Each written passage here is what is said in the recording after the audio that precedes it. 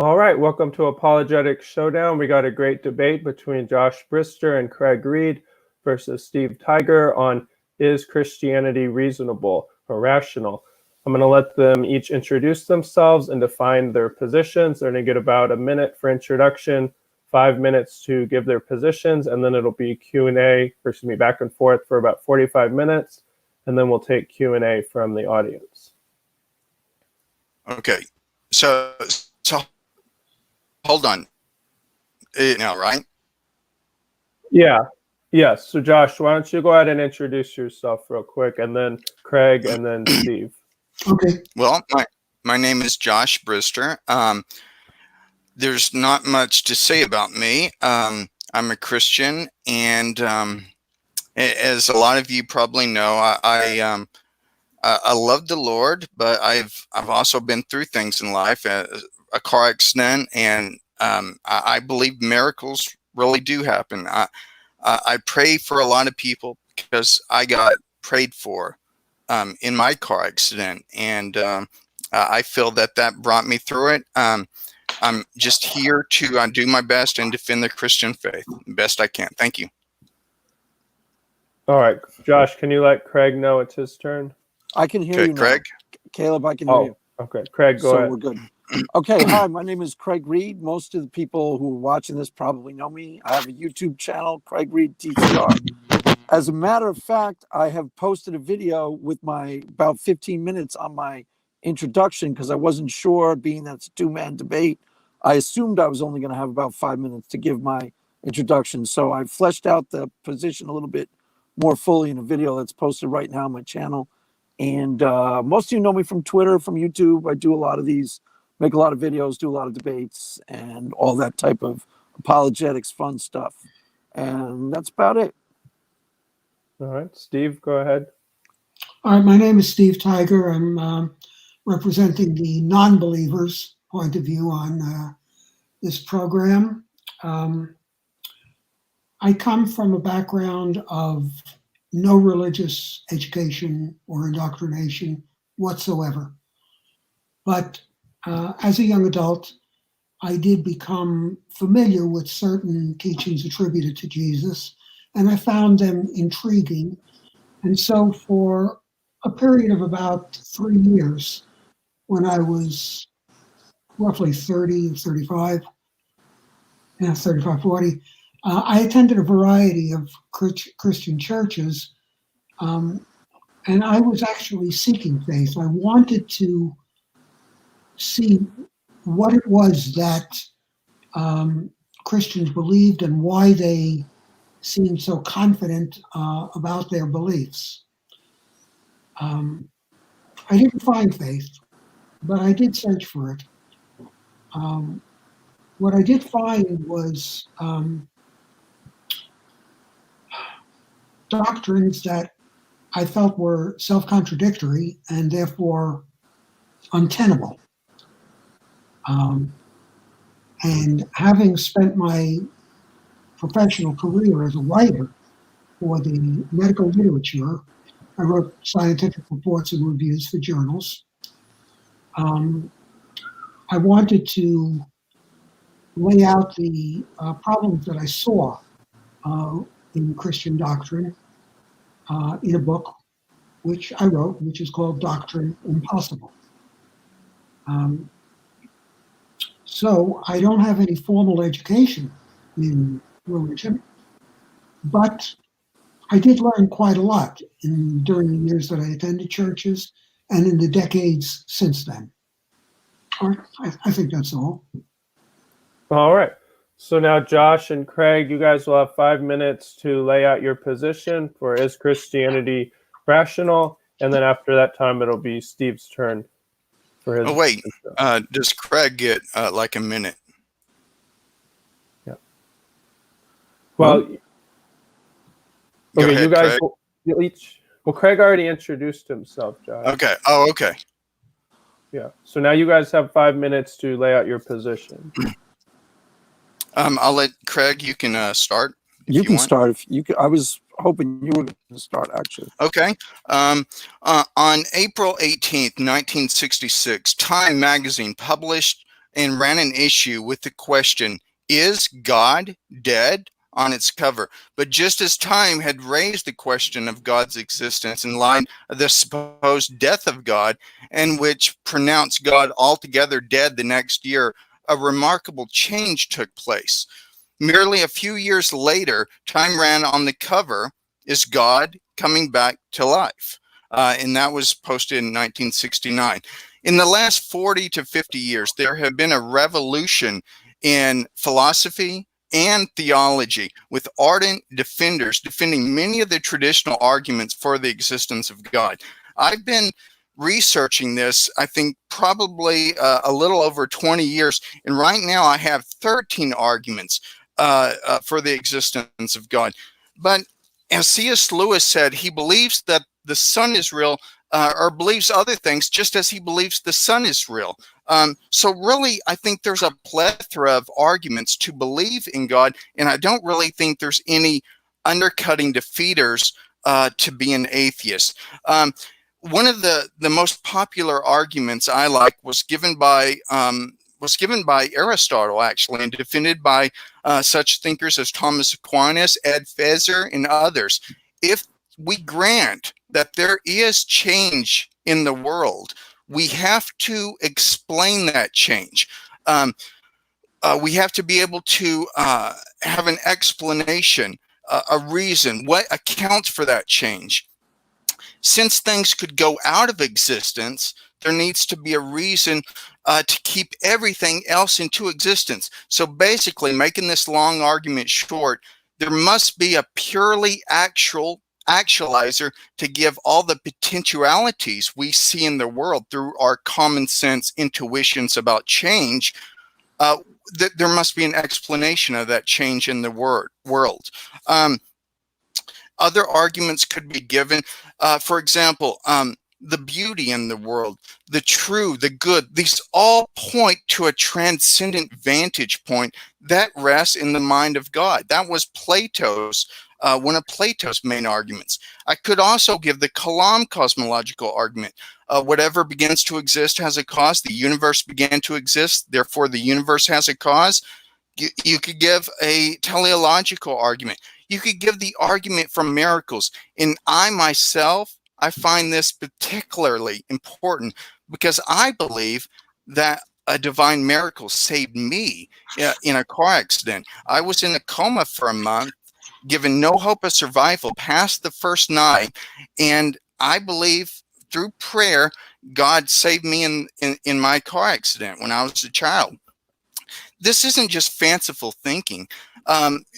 Authors, great theologians and philosophers like Craig Keener has written a massive book called Miracles. It's a 2-volume book, I think over 1,100 pages, where he documents that miracles actually happen in different parts of the world. They're happening today. So I think the atheist, because of his philosophy, usually, which is naturalism, doesn't even leave open the possibility of miracles or divine intervention in the world.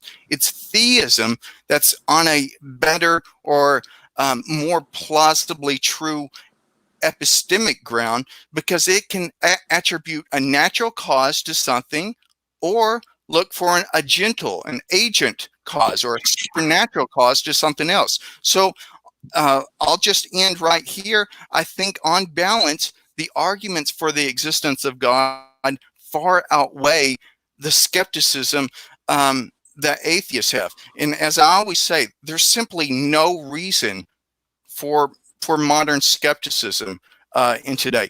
And I think the atheist lives as though God exists. So anyway, I'll end there, and thank you very much.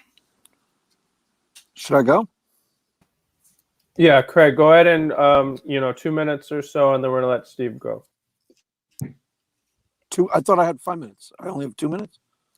Well, I mean, your side was okay. Go ahead. You'll have 5 minutes. Yeah, 5 minutes. Go ahead. Okay, cool. Thanks.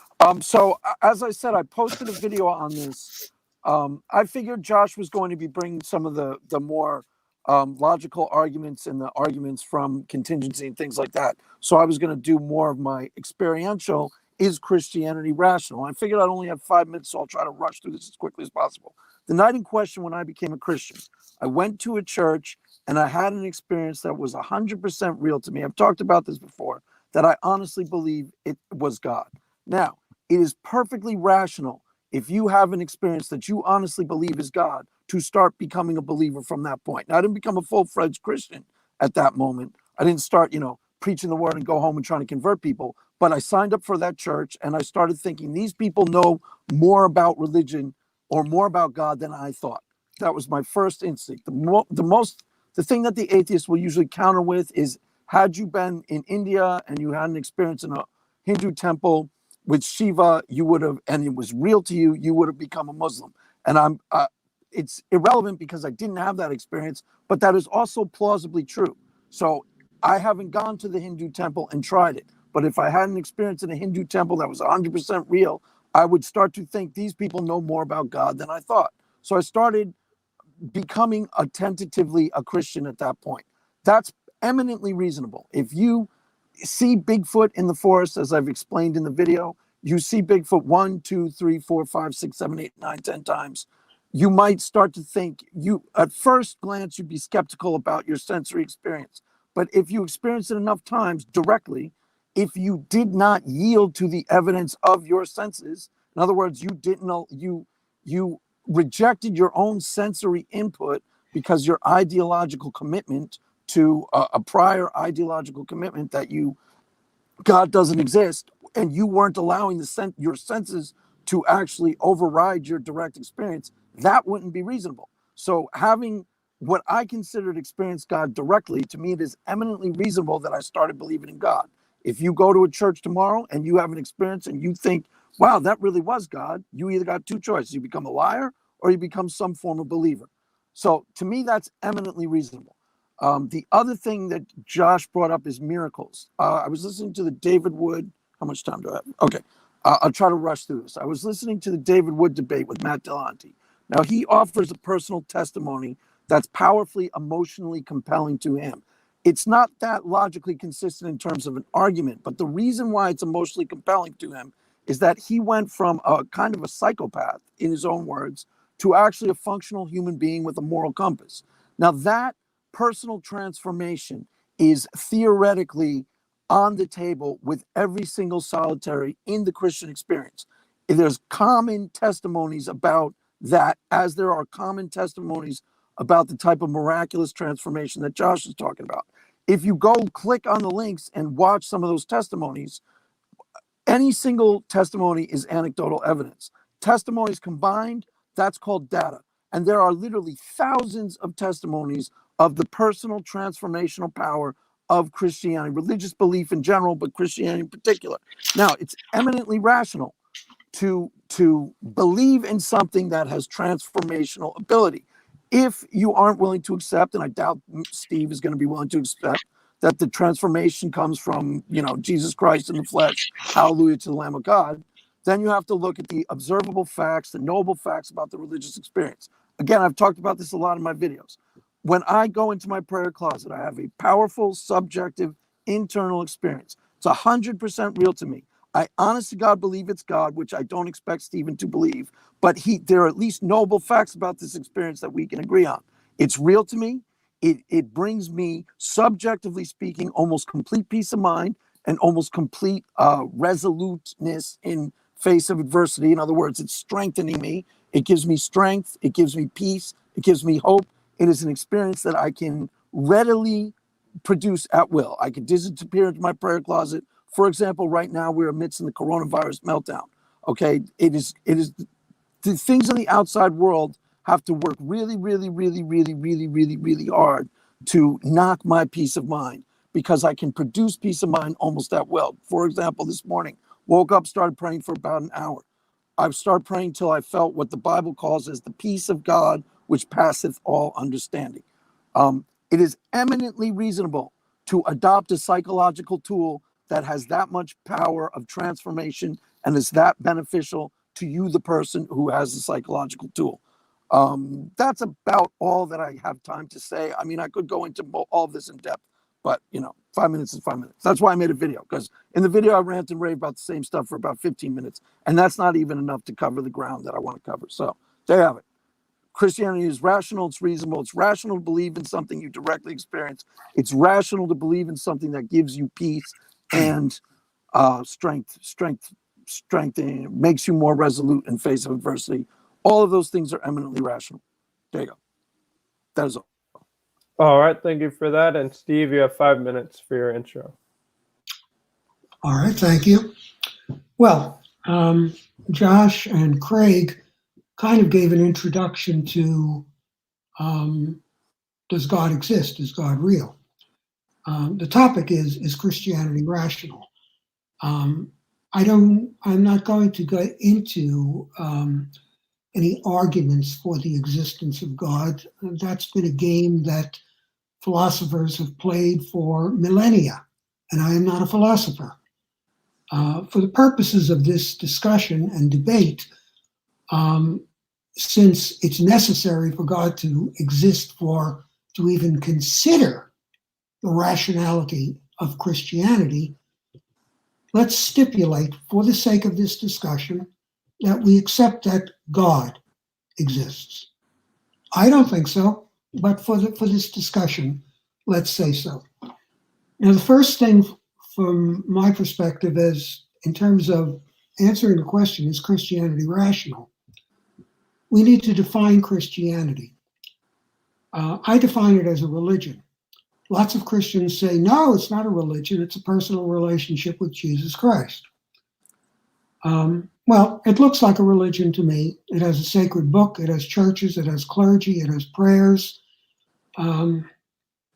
It's kind of like, if it looks like a duck and waddles like a duck and quacks like a duck, it's a duck. Defining Christianity, even so, as a religion is difficult because there are main branches and denominations of Christianity that have different beliefs. Sometimes the differences are significant, sometimes not. Some Christians accuse other Christians of not being real Christians. So what am I to make of all of this in terms of talking about Christianity and its rationality? On a very personal level, as Craig was describing in particular, as a personal experience, I have no problem people believing anything they want to, if it works for them. If I want to place my faith in Great Ockflorp, the invisible God, and that's what gives me the endurance to go on and the courage to face life, then I'll be an Ockflorpian. The name doesn't matter. But when we talk about the rationality of it, we're really talking about, is it rational in a more objective sense? Is it rational in a way that other people who don't have any particular stake in the discussion, is it rational for them to believe in the doctrines that define Christianity? And this is how I do think of Christianity, as a religion that embraces certain doctrines, particularly doctrines about sin and salvation. And this is the first point, is the definition of Christianity. The second definition that we have to look at is rationality. What is rationality? To me, it's thought processes that are based on realistic assessment of evidence and drawing sensible conclusions from them. If there is no evidence, we don't really have anything on which the rational mind can work. We can't say, well, this evidence is valid, so I accept it, or that evidence is not valid, and so I reject it. When there's no evidence whatsoever, and again, I'm talking about evidence that an objective observer could see. If I am presenting one point of view and Josh or Craig presenting a different point of view. The question is not, do I think my point of view is rational? Yes, I do. Does Josh and does Craig, do they think that their viewpoints are rational? Yes, of course they do. But the question is, would an objective observer, an audience of observers who don't have any stake in this, how would they regard what is rational?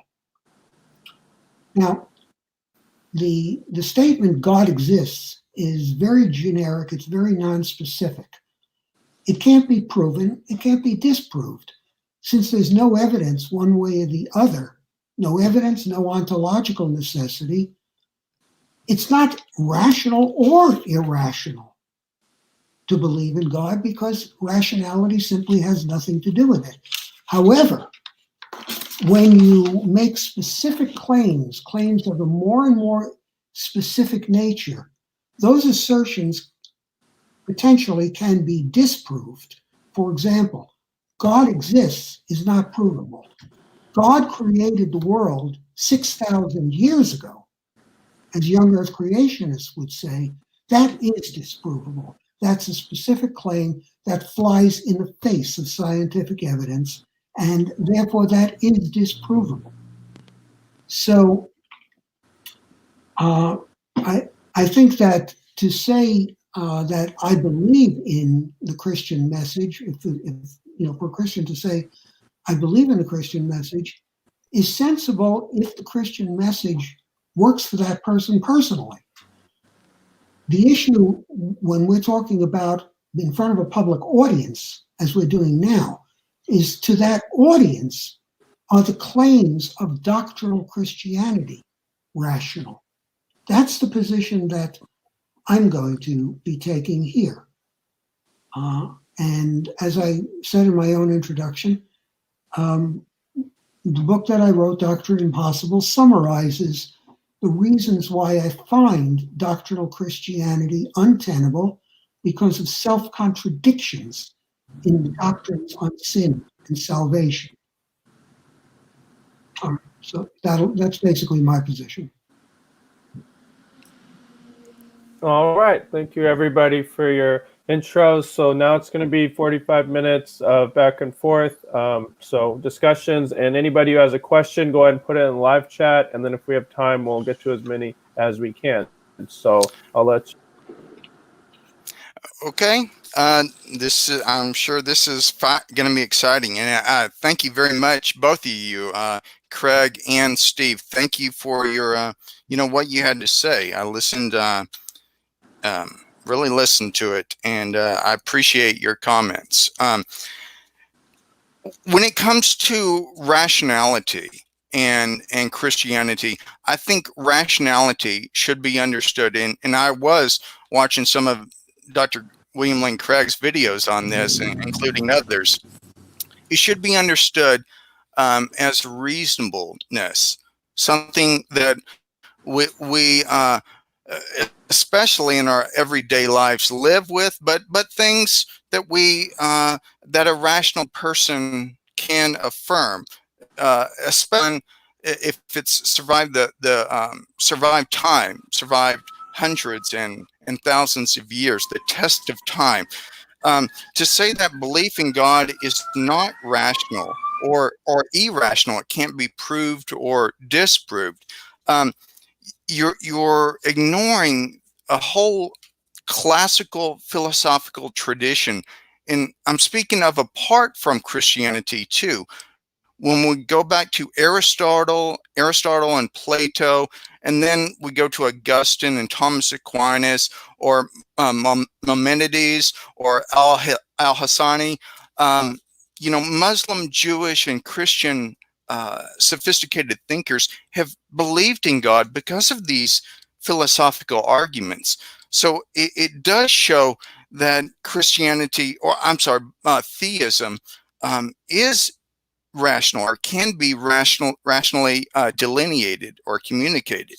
But that's not the only reason. There's a lot of reasons. But you talked a lot about reason and rationality. My first question is, why believe on what basis do you think any of your comments are rational? If we're the products of blind evolutionary chance without purpose, that's how the universe came into existence, and that's how we'll go out of existence. So I don't see how, where does meaning, intrinsic meaning, give your arguments any importance or any rationality themselves, Steve? I just want to clarify. The topic is Christianity rational? I thought. Yes? Or are we talking about, is theism rational? Well, I think that since I'm a Christian, that's one of the arguments that I would use. But I think Christianity is rational because God exists and because God gives things intrinsic meaning. It is possible to construe God in infinite ways, Yes. of which Christianity is just one. I missed what I couldn't hear Caleb. Do I get to ask questions too, or I don't understand? Yes. Can I ask Sure, Steve some absolutely. questions? Okay, so I agree with one of the things you said. You said the young Earth creationist is not supported by the evidence, and then you wrote a book on core doctrines of Christianity, how they're incoherent or how they're logically. You didn't elaborate on the sin and sanctification doctrines. I totally agree that young Earth creation is not necessarily a rational position. I'm pretty sure Josh agrees with that too. Neither of us consider that like a core doctrine of Christianity. So we'd probably be in agreement on that. Go ahead. No, that's fine. I mean, as I said, Christianity is more than just belief in the existence of a deity. It is a specific deity defined by specific doctrines. It's more than a general deity, but at least we believe in the transcendent to give Christianity an overall meaning, and I would say theism also. I apologize for being a little general in the way that I was framing this, but as for Christianity, I do think it's rational. For example, leading Christian theoretical physicists like Christopher Isham of England, of the Royal Society, or Donald Page of Australia, or George Ellis of Cape Town, South Africa. All these people are Christians, yet they see no incompatibility between the sciences, and their Christian faith. And so who said that there was incompatibility? I didn't say that. Why isn't it, if these people can see that Christianity, belief in God, is rational, why can't you?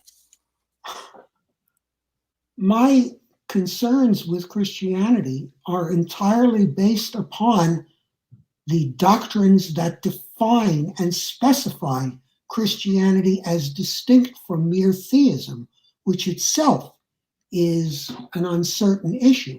Now, yes, you can name scientists who are Christians. I can name scientists who are atheists. So what? Is this going to come down to the argumentum by authority? The argument by authority that around scientists? So which doctrines do you think? This is not about dueling endorsements. This is not about the metaphysical pronouncements of ancient philosophers.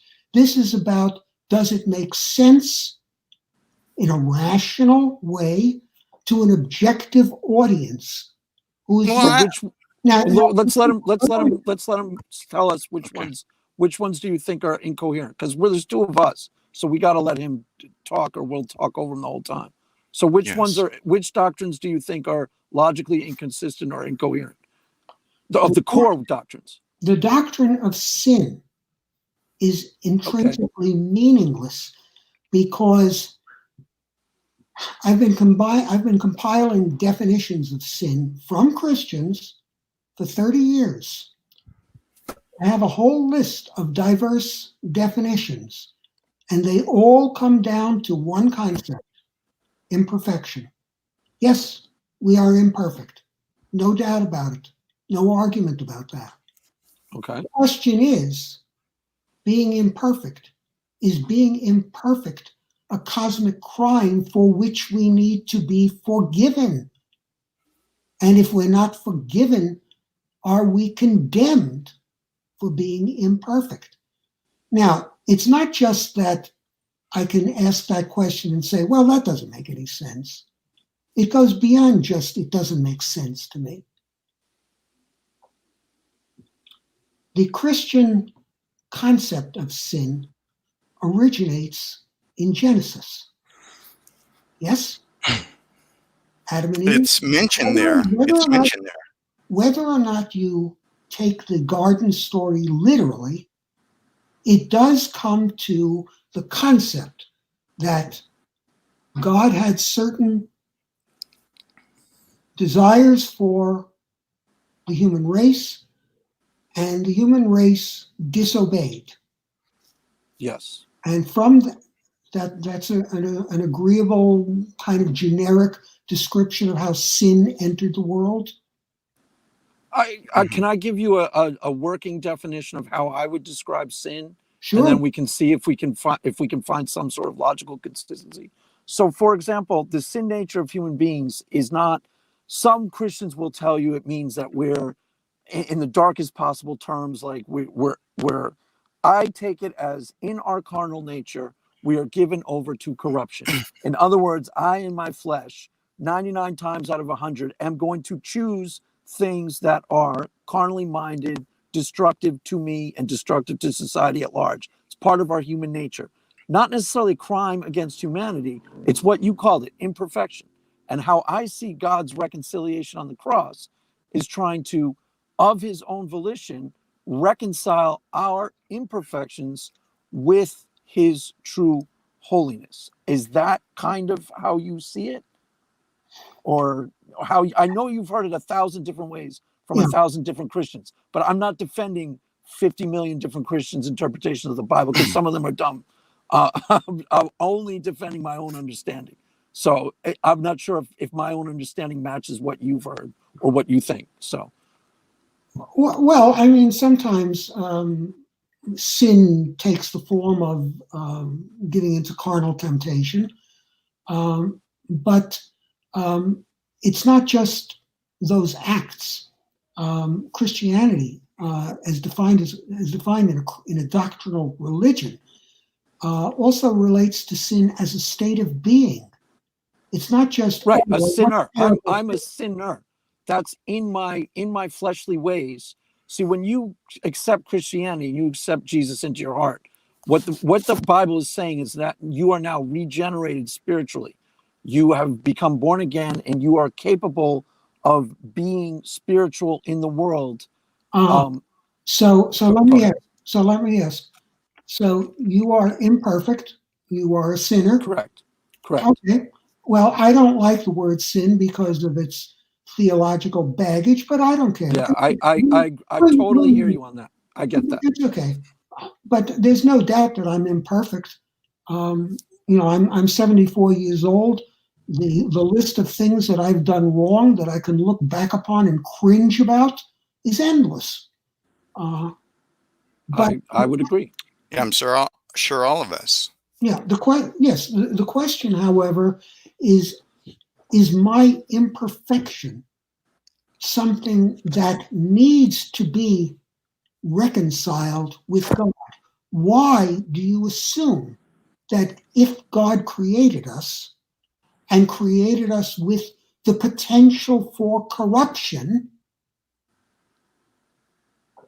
if he created us with the potential for corruption, what is the need for reconciliation when we do what we inevitably will do, which is to act in an imperfect way? Imperfect beings act imperfectly. Go ahead. Let me try to Well, one reason I was given some of these philosophical arguments, including the moral argument, was because it shows that God is infinitely or maximally good. Okay. And because of our sin, that we do things that we know we shouldn't. And Paul talks about in the book of Romans, I believe it's Romans 7 or 8 or 9, not sure. There's a gulf between us and God. So there must be a solution to that gulf. God can't just, because of his nature, because of his holy nature, he can't just, accept us in his presence, for that would compromise his justice, his goodness.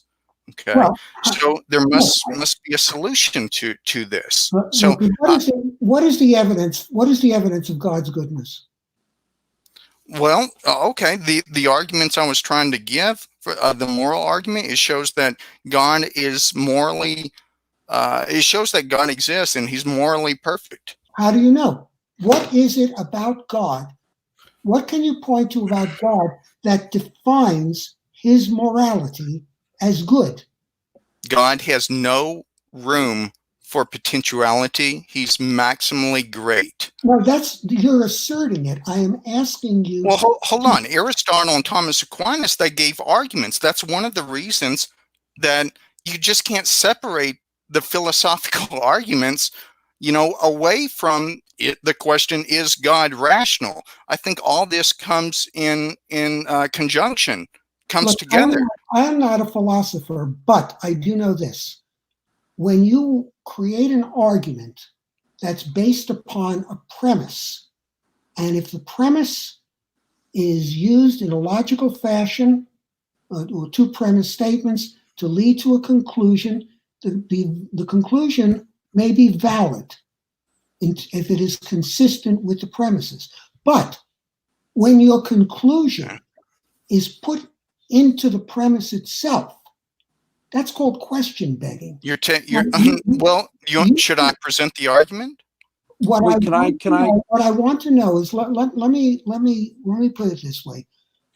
In reading the Bible, I come across a character called God, particularly in the Hebrew scriptures, because, of course, in the Greek scriptures, we're dealing mainly with Jesus. But particularly in the Hebrew scriptures, we have a character called God. And this character is not good by any reasonable standards. So bad was he that the Gnostics and the Marcionites both said, well, that's not the real God. That can't be. That God is a monster. That God was responsible for serial acts of genocide, infanticide. Okay, can I answer the first question? When you asked, how do we know that God is good? Yeah. Now, okay, so now I get you don't believe in God, so I'm just answering that. Not that God, anyway. If the God that we are positing exists, if there actually is a God, that God would be the sovereign creator of everything that life constitutes, all of the goodness of life, all of the benevolence of life, and he would be the sole author of even our own concepts of justice. So it stands to reason that he would be eminently benevolent and good. Now, I get what you said about the Old Testament. That's a common objection, that a lot of the ways of Yahweh in the Old Testament don't seem to match even a basic, that's a common like Yahweh can be thug-like. There's a lot of different ways that you can address that. But the goodness of God, if you're just talking a direct understanding of God, if there actually is a God, he would be the sovereign creator of everything good that you've ever experienced. So by definition, he'd be like good beyond all measurements. But and would that God, who is good beyond all measure, is that the character called God in the Bible? It's definitely Jesus Christ. Definitely Jesus Christ can be, and you can read the scriptures and go, wow, Jesus Christ sometimes is in the Bible good beyond all measure. Sometimes it's hard to reconcile with some of the actions of Yahweh. I'll give you that. That's not for you to go. It's not completely rational to think that like God slaying the Midianites is good. I'll give you that. I hear that. I hear that counter apologetic, and I say it's reasonable to But up to a certain point. you Go ahead, also, Steve, you also are presupposing some standard of goodness, and that comes in the backdrop of Genesis. To condemn such acts, not to mention you're taking these acts in the Old Testament in a wooden literal fashion, not using hyperbole and different things. You can look at that in the book of Joshua. Not all the tribes or not all the people were killed when you do that. But it seemed like you were presupposing that some things are really bad. And that comes on the background of a cumulative case, which I and others sometimes present in these different kind of discussions. So, I presented miracles for a reason, personal experience, miracles, prayer, but I also presented in my opening some of these philosophical arguments. Not all that I present, but I presented some that shows that there's a balance, that God is both transcendent and immanent, and he works through something called progressive revelation to reveal himself in the style, in the context, in the thought patterns of the people of antiquity. That's called accommodation or progressive revelation. Oh, so are you actually talking about dispensationalism? No. Sounds like it. No, I don't think so. Well, you're talking about God revealing himself in ways that are appropriate to different ages. No. Well, I say that God reveals himself progressively and accommodates himself to the people, to their knowledge and thought patterns at that time. So you may get some of these war anomalies of the Old Testament. Okay. Like God is a war thug in the Old Testament because that's how they were capable of conceiving of him. Yes, indeed. I think we are in agreement. The point exactly is that the character called God in the Hebrew scriptures is what the people of that era, of that culture, construed as God. Right. Absolutely. That wasn't all of God. That was their limited and fallible perceptional abilities of God. That's right. It was their perceptions, their hopes, their fears. Yes. And and here's the argument: with time, just as science gets more sophisticated, theology and our understanding of God gets so sophisticated. So when you come to the time of Jesus, or when you come even to today, you have these sophisticated arguments that show Christianity is rational, and you can't disambiguate the two from each other. You have to look at this whole thing together.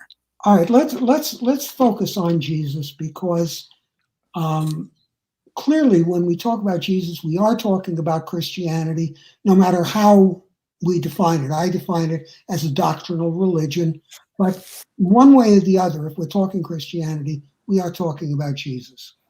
So there are non-believers who doubt that Jesus existed. There are some non-believers who say, well, the character was probably based on an amalgam of some real characters of that time. Some people think, and I'm one of them, that there probably was a reform-minded, charismatic rabbi who attracted a band of followers and was one of countless men who were crucified in that era.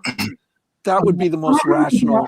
I don't doubt that there was a person named Jesus. So we don't have to argue about that. I can accept that without any difficulty. The question is, was this character the divine Son of God? In whatever Christological model one wishes to describe him, the Son of God, God incarnate, is he the divine Savior from sin? Since the concept of sin, to me, is not tenable, and certainly the concept of salvation is not only not tenable, it's blasphemous, because it portrays God as condemning people for being as imperfect as he created them. And yes, he did, if you accept that God was the creator, whether or not you take Genesis literally, if you regard God as the creator, then he did not create us perfectly. Not ontologically perfectly, because nobody's perfect except God, but we did have free will and we chose to go against that. But now I thought we were on Jesus. Yes. So Okay. let's talk about the character called Jesus as it appears in the Greek scriptures. Well, The gospel accounts are kind of inconsistent. hold on. You said there was no divine Jesus first. Can we go to that? No, I didn't say that. I said that that's a separate character. I said we're talking about two different things. That all we know. He believes that Jesus actually existed. That there's enough evidence for that. But I don't have any difficulty believing that there was a person, Jesus. Jesus, who was a rabbi, who did attract a band of followers, who was crucified. I don't have any problem with that. He attracted those. But I have enormous difficulty believing that he was a divine character, that he was the incarnate Christ, of a supernatural nature.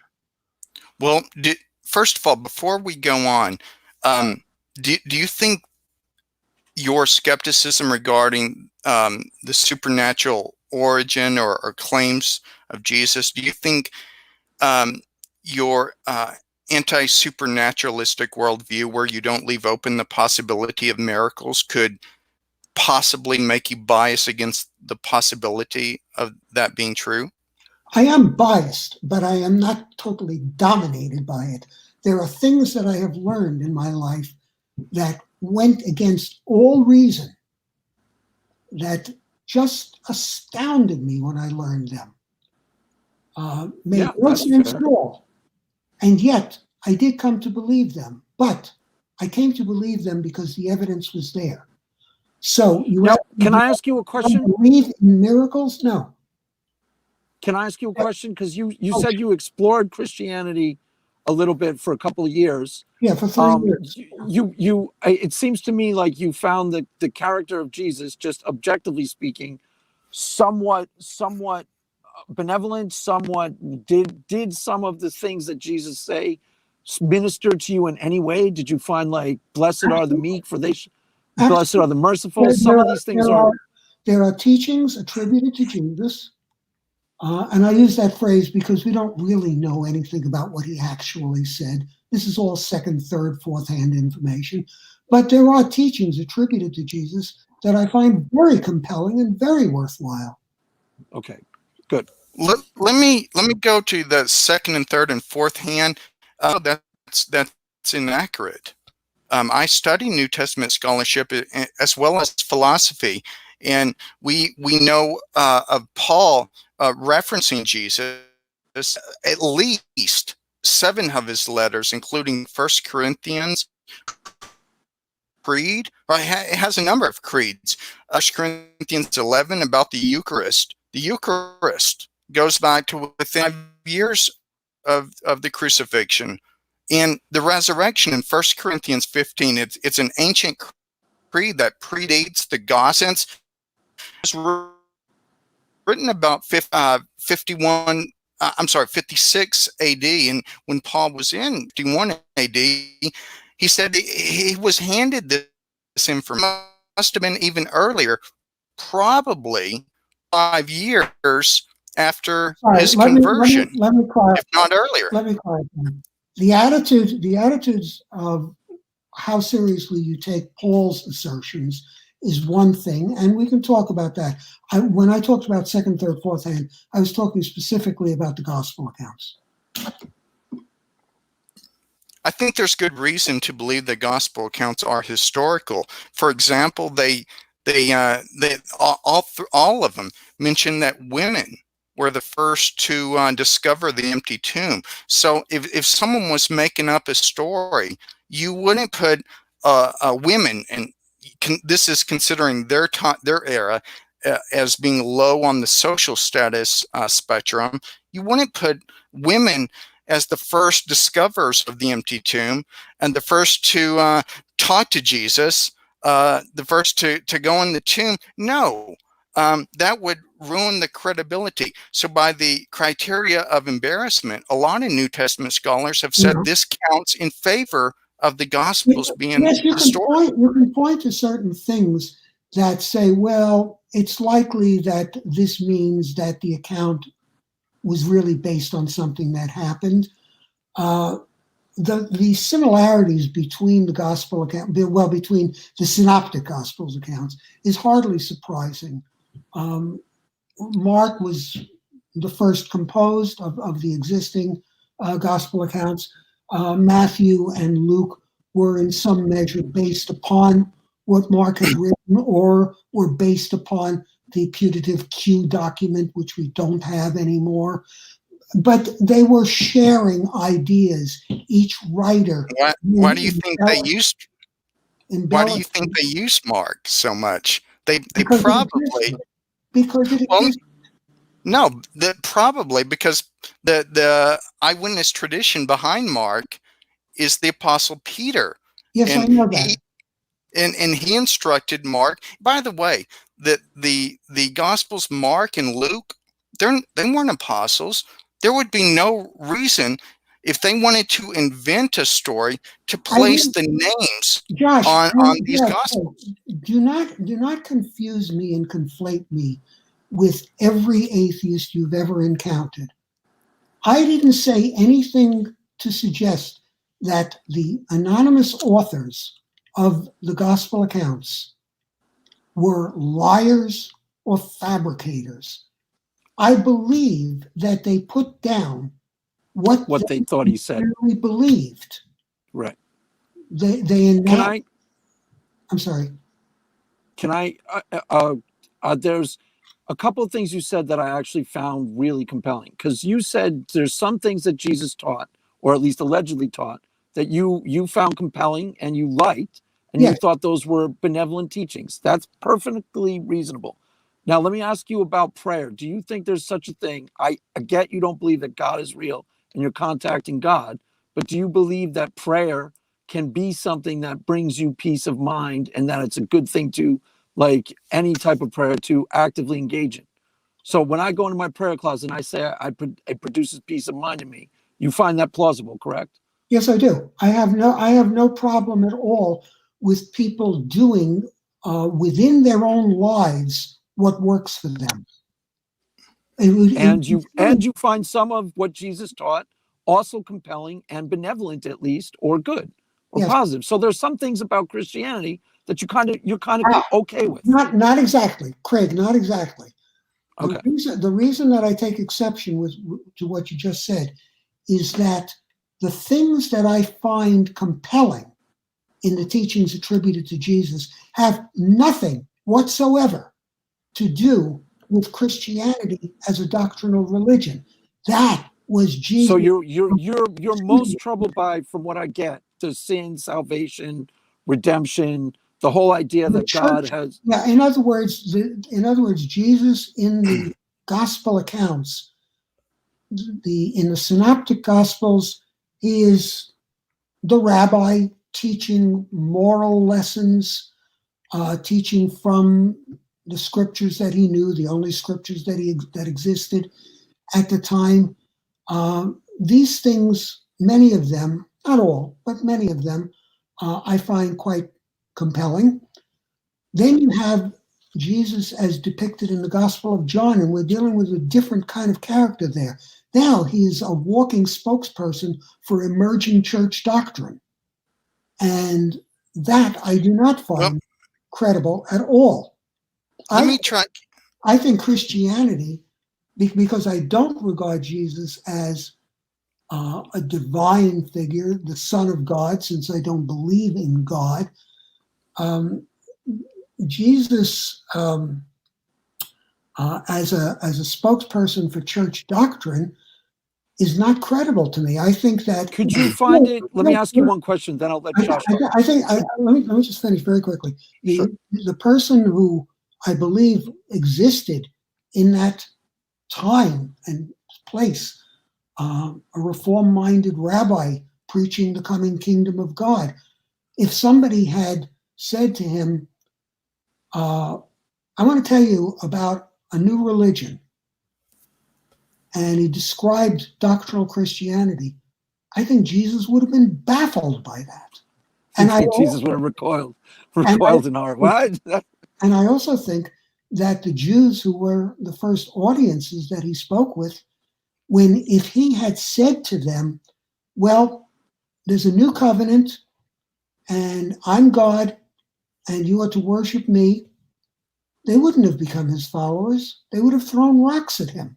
Why do you think people did follow Jesus? Do you think it might have been his miracles? Because that's not the message that I don't think that he ever said there's a new covenant. I think he preached a renewed covenant.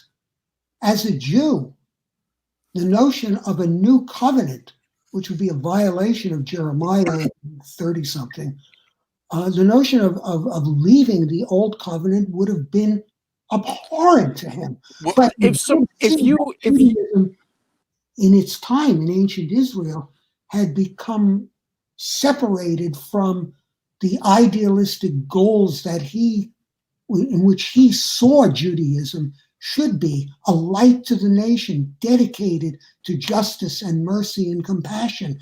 It was a renewed covenant that he preached. Well, that's my guess. Sorry, Craig. One last thing, then I'll let Josh talk because he hasn't talked as much. So there could be, you believe Jesus was a man and you believe he was some sort of spiritual teacher. Do you believe he actually had good spiritual insights in some cases and that there was something truly compelling underneath? What I hear is there is a compelling, maybe a purer message in Christianity that you could actually find compelling. That's what I'm hearing in between the lines with what you're saying, that there's some things that not necessarily you like, but some things, I don't know, there's something. I'll answer specifically. Okay. Although I'm not religious and I don't believe in God, I am a spiritual person, and I hasten to add that spirituality has a specific meaning to me, which is the diametric opposite of religiosity. Those teachings that I associate, that I find compelling, that Jesus supposedly taught, are not the religious messages. They are the spiritual messages. To me, spirituality is our sense of connectedness to other sentient beings, such that how I treat other people, how I treat other beings, other sentient life, reflects right back to me. If I cause pain, it reflects right back to me.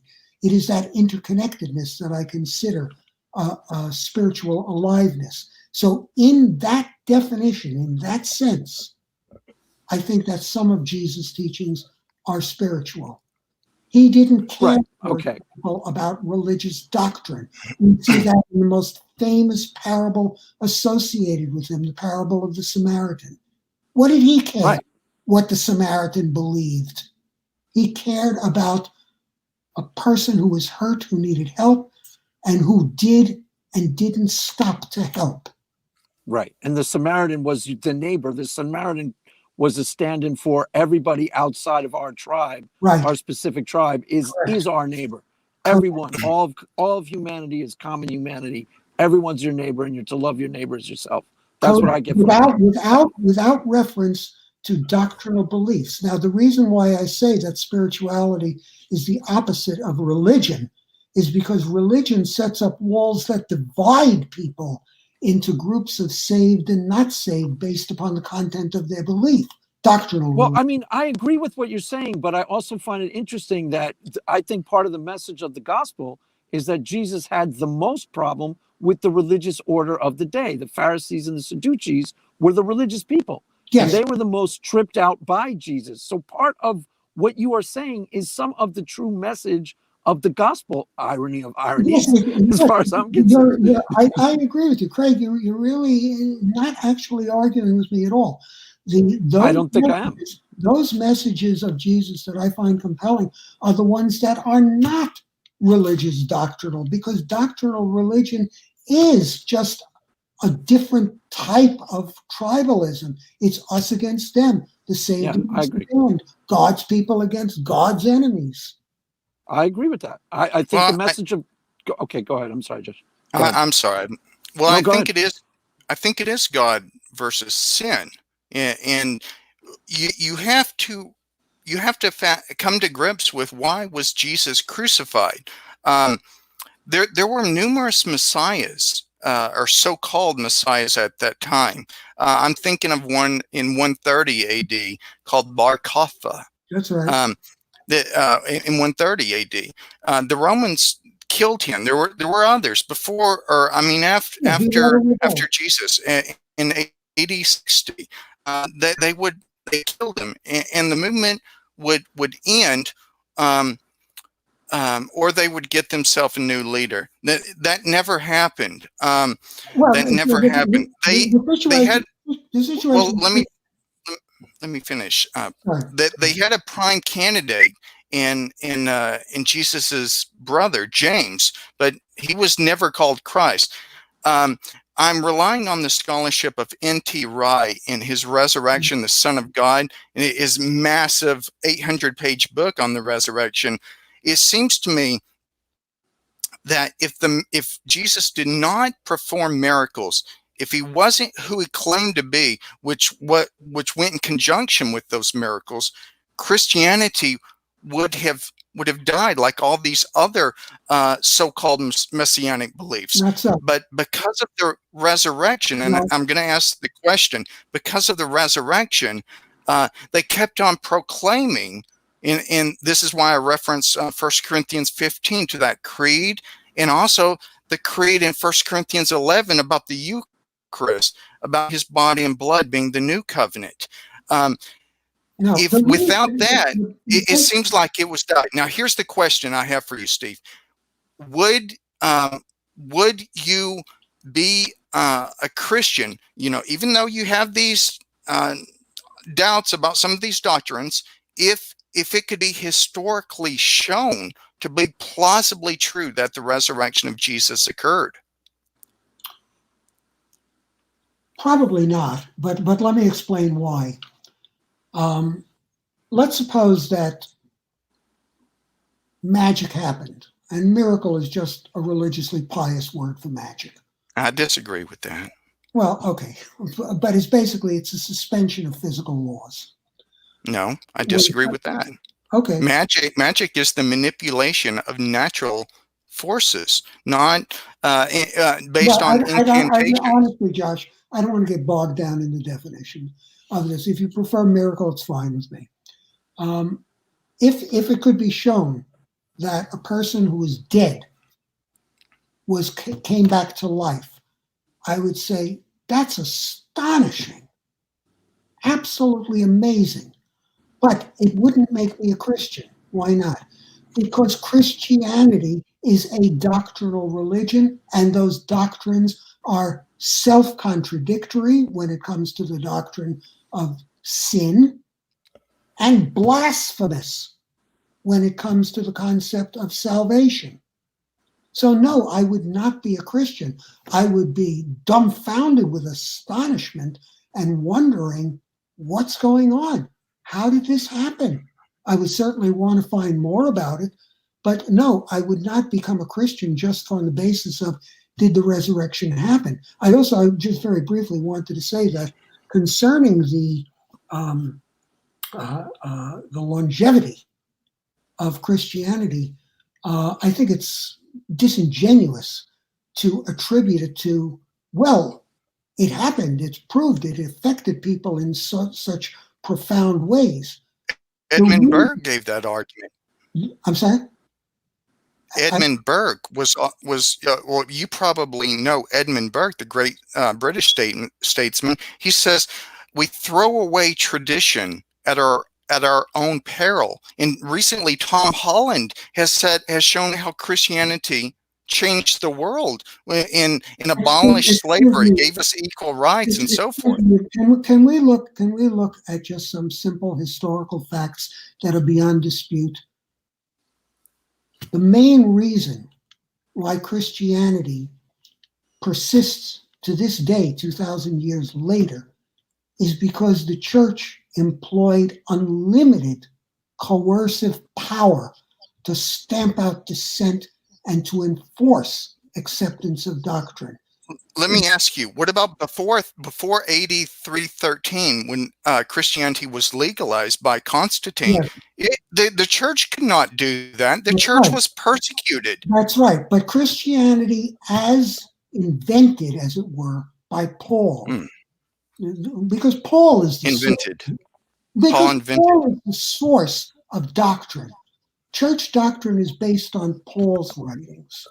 Why did Paul in AD 36? I don't know why. 5 years. Let me finish. Look, I cannot claim to know what was inside the head of a man 2,000 years ago. Well, I got an indication. I got an indication in Galatians chapter 1 and 2. Paul uses a word in the Greek. It's called hysteresi. It means an historical investigation. So he went up to Jerusalem probably within 6 years or 5 or 6 years of the crucifixion. He's talking to Peter and to James, and he's doing a historical investigation on whether the resurrection really happened. I think if the resurrection did really happen, then we need to be careful about throwing out tradition and seeing what we get. That was Edmund Burke's longevity argument. I am not telling people to throw out tradition. I actually don't care what people believe. I do care about Christianity as a proselytizing religion, imposing its beliefs on other people and on. Do you think atheism? And I'm talking about the Richard Dawkins on the buses in London, England, where he says God probably doesn't exist, so get on with your life, or something like that. Do you think that's proselytizing? Not exactly, but I hear what you're saying. But the reason that I think it's a little different is because when an atheist presents a point of view, it's one that's based upon the kind of rational experiences that most people can accept as valid. Like religious experience. It doesn't take. Well, religious experience may be valid to the individual, but like we said right at the beginning, evidence, there's a difference between evidence that's meaningful to you as an individual.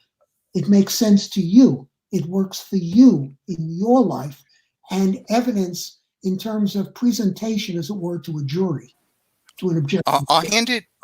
I'll hand it over to Craig. Let me just make this last remark for me. The reason why I presented a religious experience, which I would not say the miracles that were associated with my survival past the coma, past the first night that I was in a coma of surviving in the car accident. I also presented philosophical arguments. So what I'm trying to do is present a cumulative case, and I use this analogy a lot, and I'll end with this analogy. A medieval knight has lots of links, had lots of links in his chain, in his chainmail to protect him. I think the Christian faith, this cumulative case for the existence of God, is kind of like the links in a chain.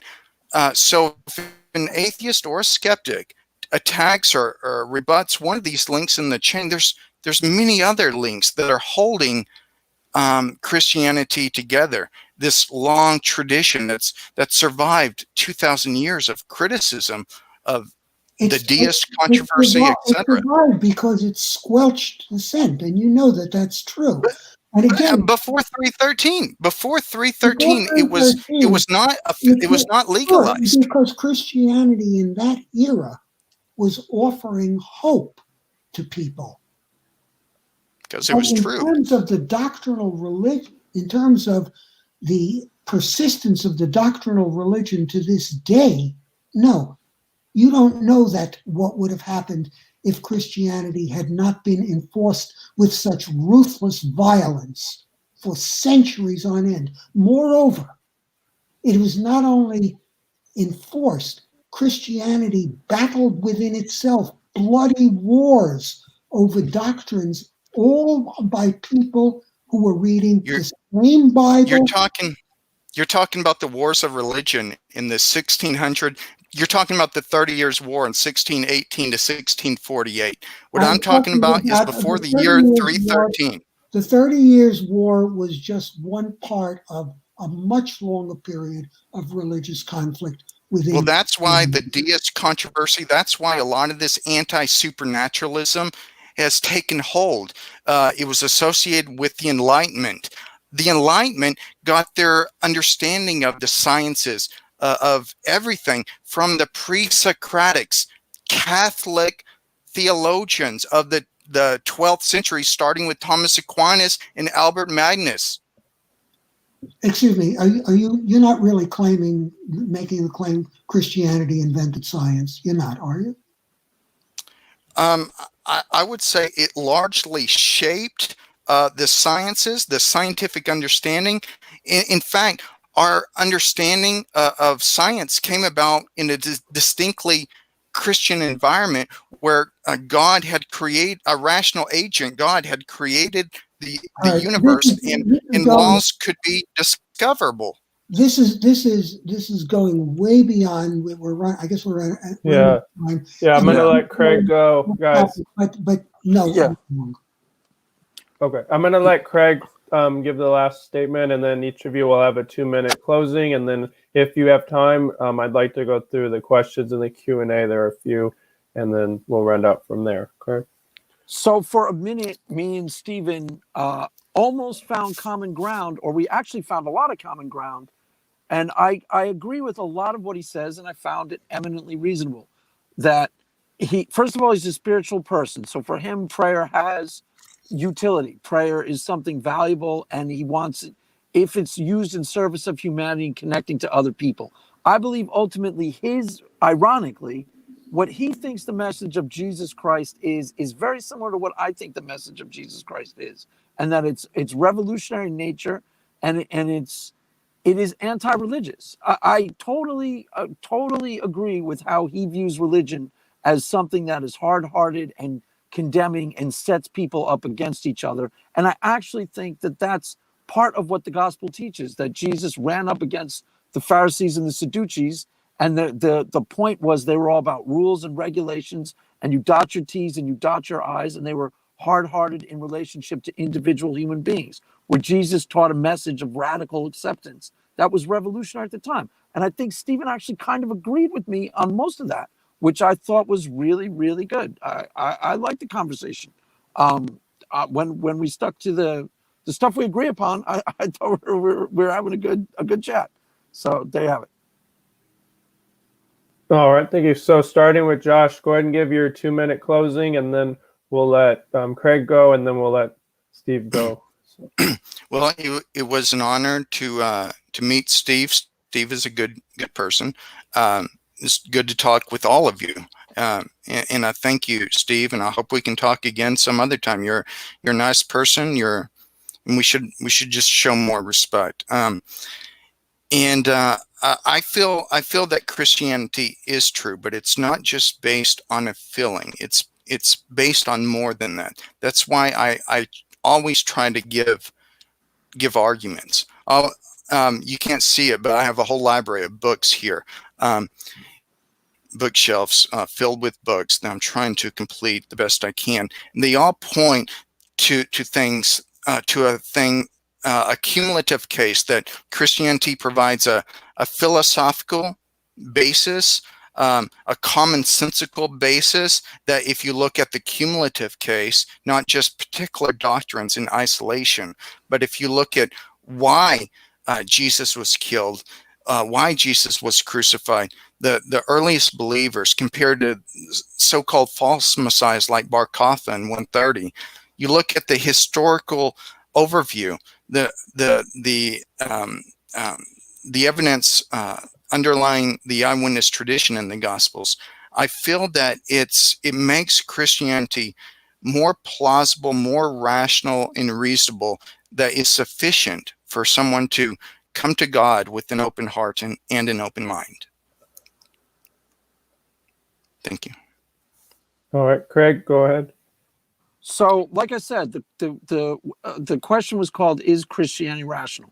And as far as I'm concerned, me and Stephen Tiger found a lot of common ground on certain attributes or certain aspects of Christianity that we both agree are rational, reasonable, and potentially benevolent. He likes some of the teachings of Jesus Christ. He believes he was a man, at least, who had some spiritual insights. Where we also really strongly agree is that religion itself is usually destructive. It usually sets people against other people, and it separates us into categories. But I believe, and he believes, that the message of Jesus Christ was actually revolutionary to that. As we both talked about with the parable of the Good Samaritan. The Good Samaritan is everybody outside of your tribe. Our common humanity is what defines us as human beings. And when Jesus told you to love your neighbor as yourself, which is eminently reasonable, and Jesus said, "Blessed are the merciful, for they shall obtain mercy," that's also eminently reasonable. He was talking about everybody. He was talking about not just, I practice this loving behavior on my fellow Christians, but also people outside of my specific tribe. I think Stephen actually kind of gets it. I think he gets that as some of the message of the gospel according to Jesus, and I think he agrees with some of that. So I thought this was actually, in some instances, a productive conversation. So I think Christianity is rational.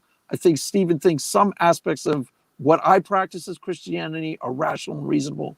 He agrees that a prayer life is positive, can bring you benefits, can be healthy, and he agrees with some of the teachings of Jesus. So I think that was mostly successful. A successful conversation all around, I would say. Go ahead, All right. Steve. All right, thank you. Yes, there was some areas of agreement. Actually, I did not say that I thought a prayerful life is a good thing. I said that it can be good for those individuals who find it good. I didn't make a generalization about it. The real issue, and I agree with Craig, is that there were areas of agreement between us. The question is, those areas in which we agree, let's say those messages attributed to Jesus that I characterize as spiritual, is that Christianity? Because I can agree that some of those messages, and I outline several of them in my book, messages, for example, on the famous message about turning the other cheek if someone strikes you, as quite an original message. And the point is that those messages to me have value, but they are not what I call Christianity. They are reflective of Jesus' own heritage as a Jew. They are reflective of concepts that appear in the Hebrew Scriptures. The Hebrew Scriptures, of course, are a wildly diverse assortment, including some horrifying, bloodthirsty violence, but also some very simple wisdom and kindness, thoughts about helping people who are in need. So Jesus does reflect those things. But I think that there's nothing unique to Christianity about them, about those teachings. You can find similar teachings and practices in many cultures independently. And I think that the things that are uniquely Christian, which are its doctrines, are the things that are not what I find compelling in statements attributed to Jesus. That's what I meant about the difference between Jesus in the Synoptic Gospels and Jesus in John. Those are like two different characters to me. In any case, I do appreciate the opportunity to have taken part in this discussion, and I thank Josh and Craig for their patience in dealing with a reprobate like me, and Caleb for moderating the discussion. All right. Yeah. Thank you, brother. I think this was a good discussion, and I'm going to pull the questions that I have available. So I may not get to every single question, but I'm going to try to, we're limited on time as well. Okay, here's a question we got from Skeptical Daniel. This is probably directed at Craig and Josh. What is the rationalization for believing anything Paul wrote? Well, it's historically plausible. Historians are thankful to have information that goes back within a couple generations or a century. Our closest first of all, the manuscript tradition for the New Testament is overwhelming, more so than Homer's Iliad or Thucydides' works. But Paul is so close to the historical tradition and actually interviews and is in talks many times with Peter, James, and John, the chief apostles. He was in the right place, the right time to know if these events were true. And plus, he was one of the smartest people alive at that time. You can compare his works to Cicero. They both have a similar style. And N.T. Wright and his mammoth manuscript on Paul, I have right here, a little too far to pick up. He shows the comparisons that they had various thought patterns, Cicero and Paul. This man was a genius. He knew evidence. He knew what to do. He uses that Greek word hysteresi. So he's in the right place at the right time to know if it's true, know if the resurrection is true. Craig, do you have anything you want to add to that? I'll just add as briefly as possible. I don't fully understand the question, but to me, I find much of what Paul writes in particularly Romans, 1 Corinthians, 2 Corinthians, I find it eminently reasonable, and I find it totally valuable. I use my own judgment when it comes to the Bible, and I prayerfully consider everything that I read, and I don't necessarily double down on the parts that I find challenging or hard to square with, parts that an atheist might object to. I'll just put that on the back burner and go, okay, I don't necessarily understand that part. But huge chunks of what Paul wrote, particularly Romans, 1 Corinthians, go look at 1 Corinthians 1 and 2 right now. I find most of that eminently reasonable. So could I don't, even though the question was not addressed to me, I wonder if I might just take a moment to go for it. Regarding the interpretation and the credibility of Paul. Paul, to me, when I was studying the Bible, is basically the source of doctrine in the church, Christian doctrine. And in particular, Paul emphasized faith. We see that probably most clearly in Ephesians 2, where he refers to not by works, but by faith are you saved, which was, of course, in... Also Romans. Yes, it's not the only place, of course, but I think that the statement was clearest in Ephesians. And that was somewhat at odds with the statements of James, who said that faith without works is dead. I don't think they would disagree at all. But the point that I wanted to make was that in emphasizing faith as the basis of salvation, there he is going against the teachings, one of the teachings that I do find compelling of Jesus in the Synoptic Gospels, in Matthew 7, where Jesus says, by our works are we known. He didn't say by your faith are you known. We don't get that until the Gospel of John, when Jesus has become a walking spokesperson for church doctrine. But in the Synoptic Gospels, he is always talking about how people act, their acts, not their beliefs.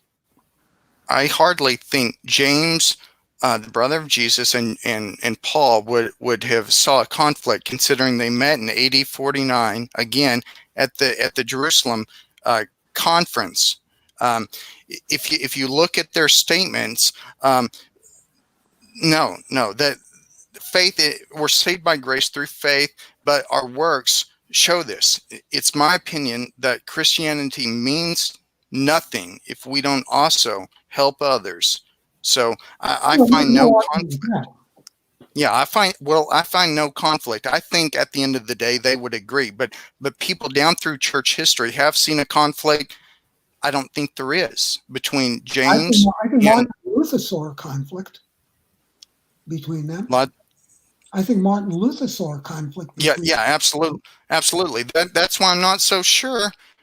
I'm not so sure if that was right. If Jesus really did rise from the dead, maybe the church before Martin Luther is the correct church.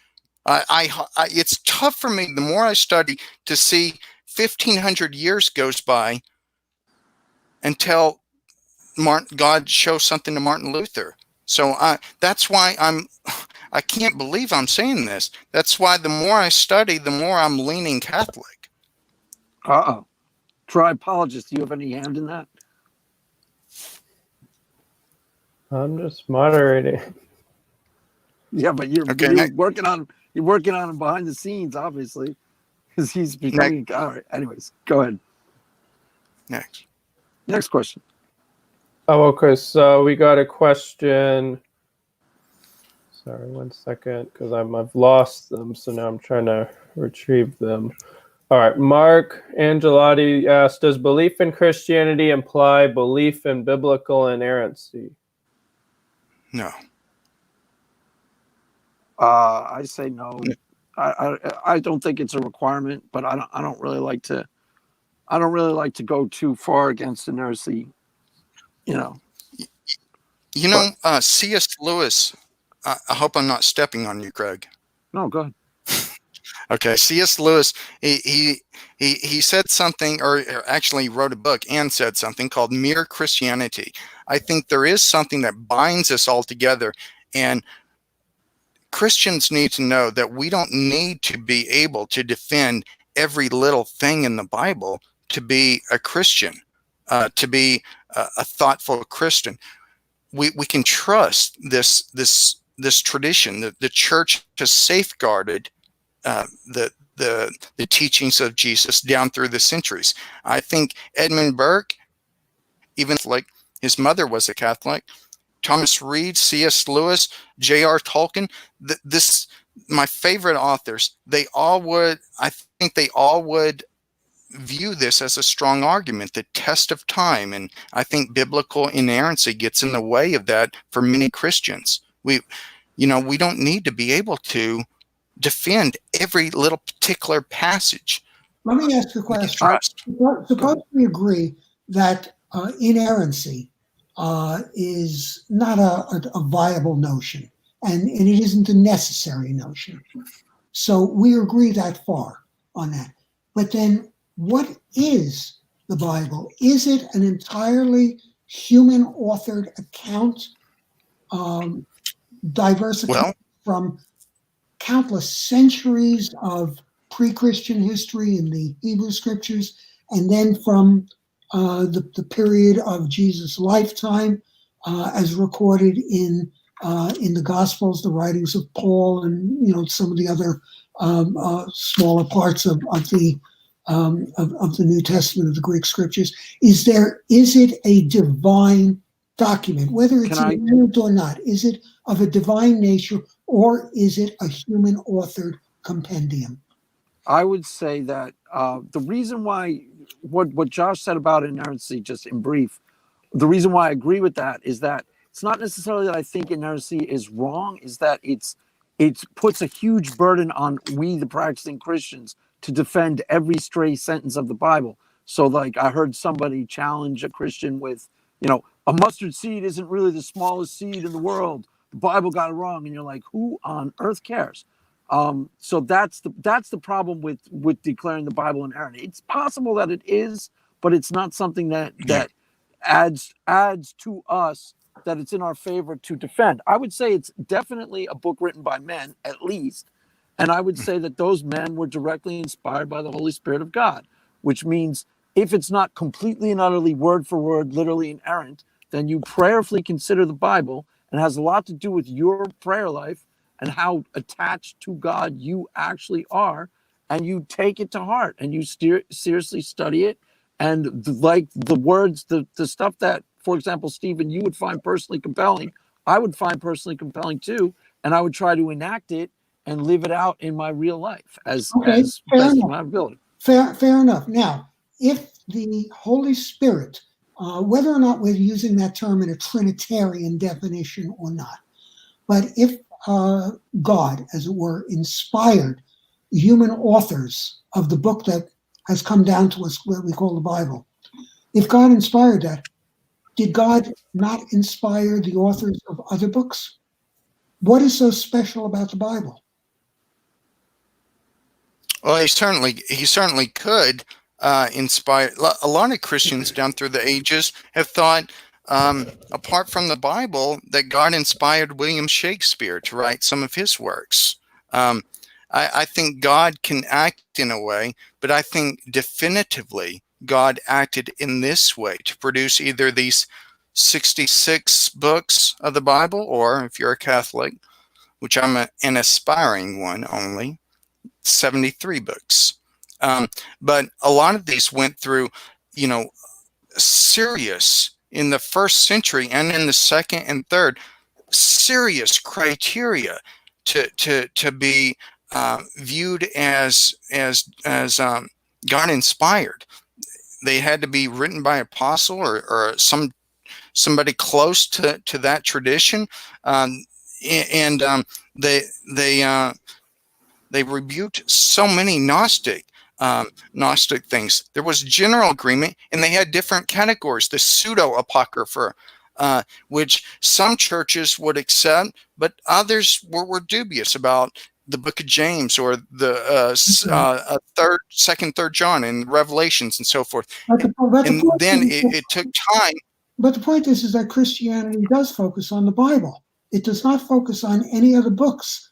There are books that support the Bible, or books that criticize the Bible, but it's always the Bible.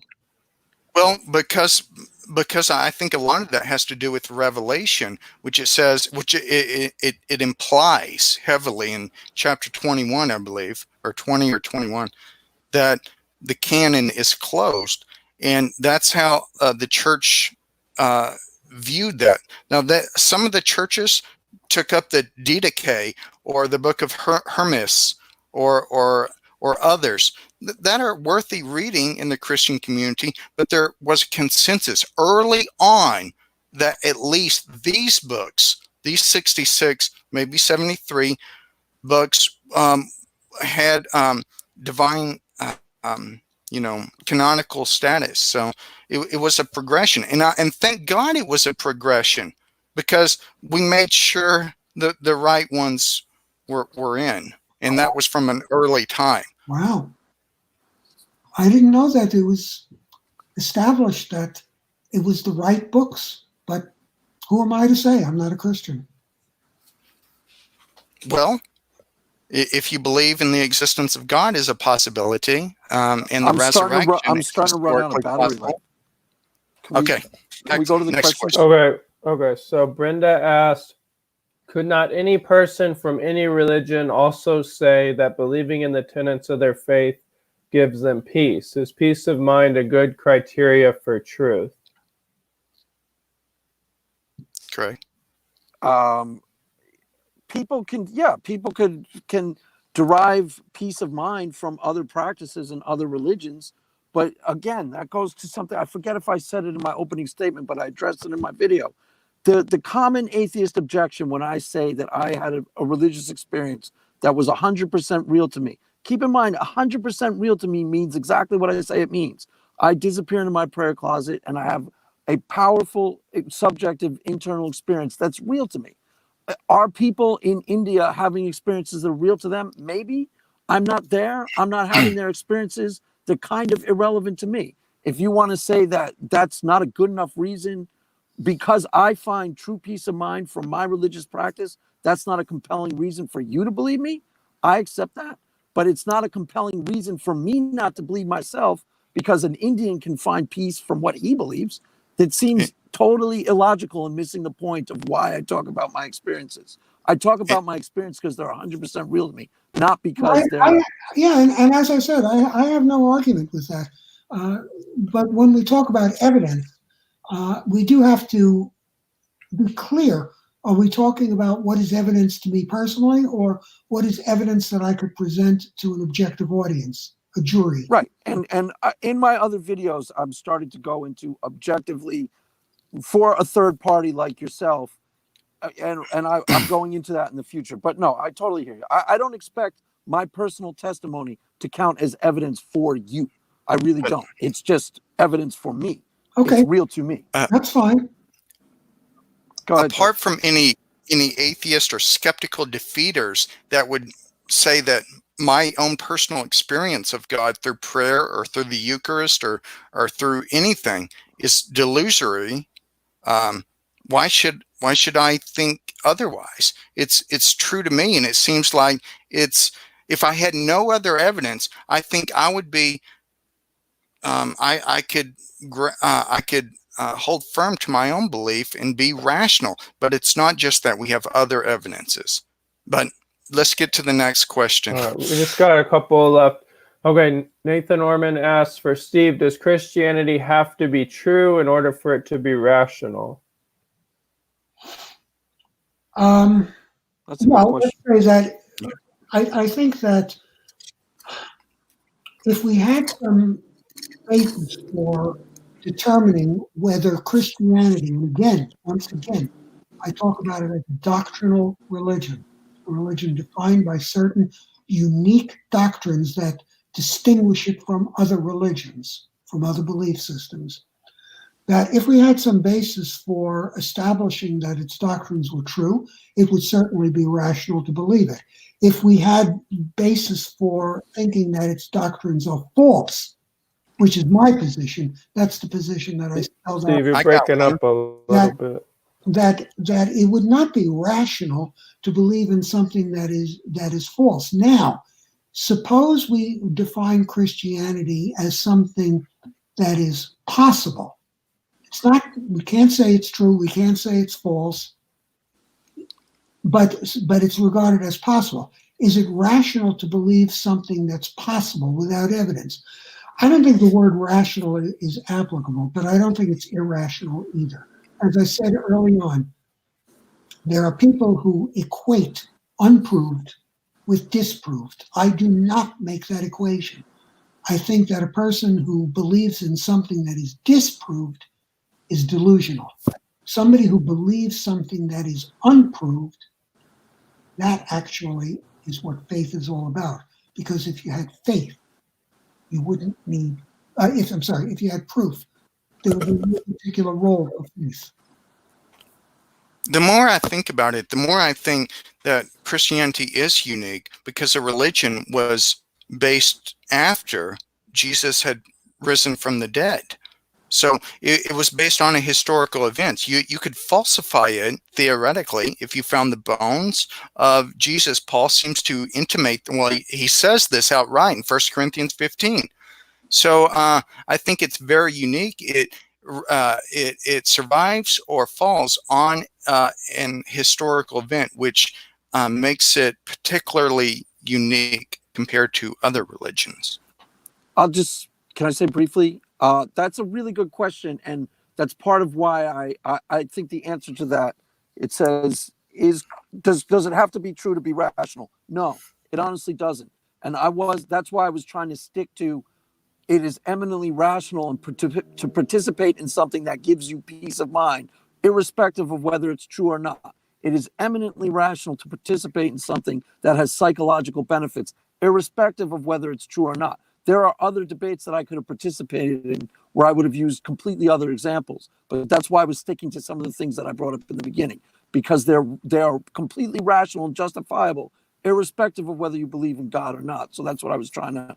That's where I was trying to go with my opening statements. Well, Craig, I really sincerely I admire your courage and honesty in saying that Christianity for you is a very personal experience.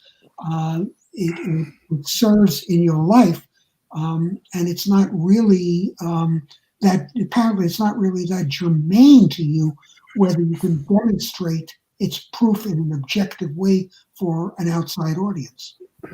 You know what? I'm gonna have to disagree with Craig on this. I think there are positive things, but I think Christianity is unique that it can be falsified, and I think anything associated with Christianity would be, as what Paul said, eat and drink for tomorrow you die. If Christ is not risen, so he puts such importance on this, and I know you know all this. So, but I think your argument could go for religion in general, religious experience, but for the Christian, I'm just going to have to disagree. I'm just talking for the purposes of this debate. It is totally rational to believe in something that produces psychological benefits. Period. It's totally rational to cultivate it. Period. This isn't a debate on is there strong evidence for God? Is there strong evidence for the Christian God? So that's not how I was presented. That depends on how you interpret is Christianity rational, and that's why I gave the arguments for religious experience, but the arguments, some of the arguments also in my intro. So. Okay, next question. So we just have one or two more questions. So Cam Spears asks Josh, what is the historical evidence for Jesus's ascension? I don't know. That would be a good study. I think Jesus. Jesus didn't simply disappear. I think he's all around us. I think it is just another way. I think we're naive to think that our physical environment is all that exists. We are completely naive. When we hear something, we hear something between 20 and 20,000 hertz. When we see something, it's between 360 and 720 millimicrons. So we don't even see all of physical or apprehend all of physical reality. What basis do we have that Jesus just, spiritually just went away? Maybe I think Jesus is a living reality, and the more I study this, the more I'm convinced that he didn't leave us. He's right here. It's just what our fallible, imperfect, sinful, limited conceptual abilities, our perceptual abilities, they're just finite. They're lacking. We can't even apprehend all of physical reality. So why to say that's a good argument for why we can't see Jesus or comprehend him or understand him? Maybe we just haven't, like in Galatians it says, maybe we haven't just been clothed, or 2 Corinthians, we're going to be clothed, like put on a resurrected body. Do you think transformed. that Jesus wants people to see him? In the Eucharist, yeah. What I would want to know is whether you talk about Jesus as God, Son of God, a messenger of God. Ultimately, it comes down to if the desire of this divine entity is to be seen by us, to be appreciated by us, to be loved by us, to be obeyed by us, Why can't we see him? Because we're living in, we're not God. Oh, no. Remember this. Jesus, hold on. There's something you're not noticing. A resurrected body. We don't.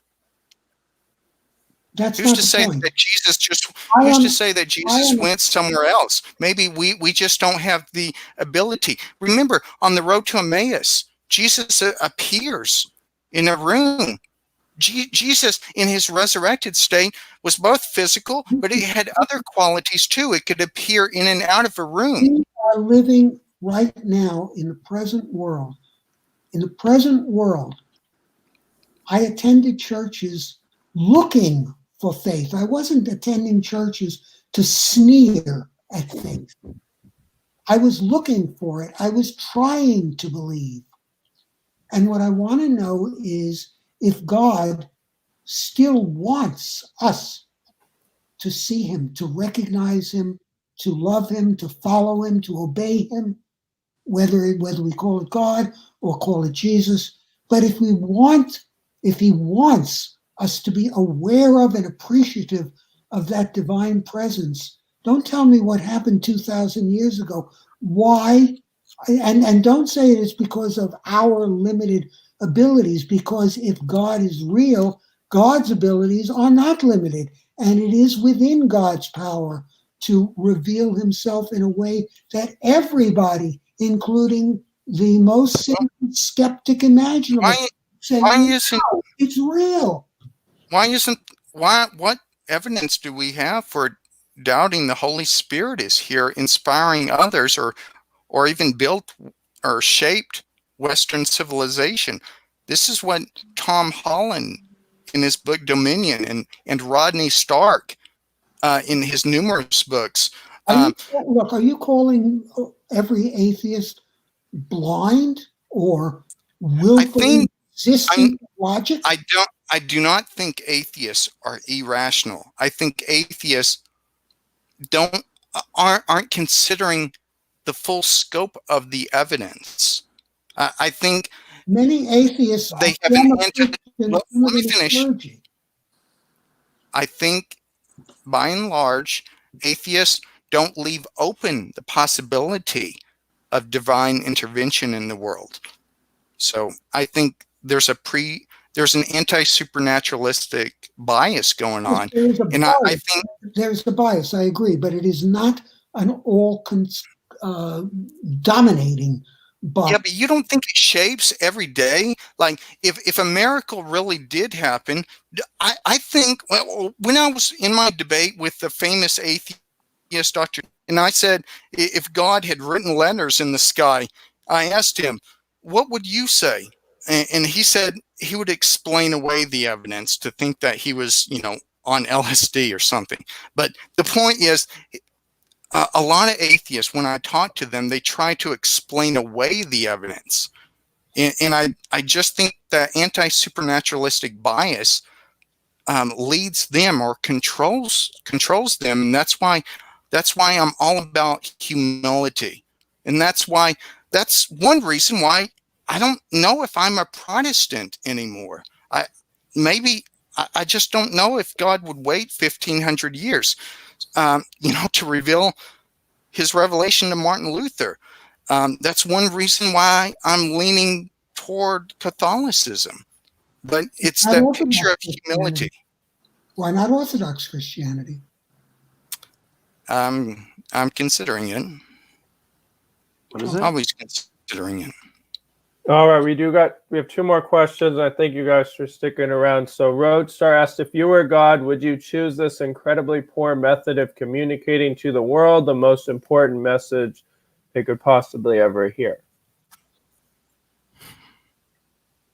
Well, as a non-believer, I agree with the question. And I answer, no, I would not choose a method like that. I would go further. Let me even give a Bible-based answer. In the description from Acts of the Apostles, in which the Holy Spirit came to the people gathered at the Pentecost, the story is that people began speaking in all the languages of the gathered peoples who were there, like supernatural speech.